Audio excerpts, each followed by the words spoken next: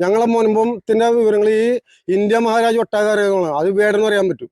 വേടൻ പോലും ഞങ്ങൾക്ക് ഒരു വാക്ക് ഉയർത്തിട്ടില്ല. വേടന്റെ വംശത്തിനുള്ള ആൾക്കാർ ഞാനും പട്ടികക്കാരാണ്. എനിക്ക് വേണ്ടി ഞങ്ങളെ കുടുംബത്തിന് വേണ്ടി ഒരു പാട്ട ഒന്നും ഇവിടെ പാടിയിട്ടില്ല. വളരെയധികം സങ്കടം ഉണ്ടായത്. കാരണം ഇതിൽ ഇത്രയും കേരളത്തിൽ പേരിട്ട് ഒരു വ്യക്തി ഞങ്ങൾക്ക് വേണ്ടി ഒരു ഉയർച്ച ഉണ്ടായിട്ടില്ല, ശബ്ദം ഉയർത്തിയിട്ടില്ല. പക്ഷേ നിരന്തരമായിട്ട് എല്ലാവരും പറയുന്നത് ഈ വേടൻ എന്ന് പറയുന്നത് വലിയ രീതിയിൽ പിന്നോക്കക്കാർക്ക് വേണ്ടി നിലകൊള്ളുന്ന ആളാണ്. അദ്ദേഹത്തിന്റെ പാട്ടുകൾ കേൾക്കുന്ന സമയത്ത് അതിലെ എല്ലാ സംഭവങ്ങളും പിന്നോക്കക്കാർക്ക് വേണ്ടിയുള്ളതാണെന്ന് നിരന്തരമായിട്ട് പറയുകയാണ്. അത് എങ്ങനെയാണ് ആ ഒരു വിഷയത്തെ കാണുന്നത്? എങ്ങനെയാണ് അത് അങ്ങനെ ദളിതർക്ക് വേണ്ടി പാവപ്പെട്ടവന് വേണ്ടി പാടണില്ലേ, ഷൂറായിട്ടും ഈ മുൻപൻ ജനതയ്ക്ക് വേണ്ടി വന്ന് പാടുന്ന ഒരു പാട്ടുണ്ടായത്.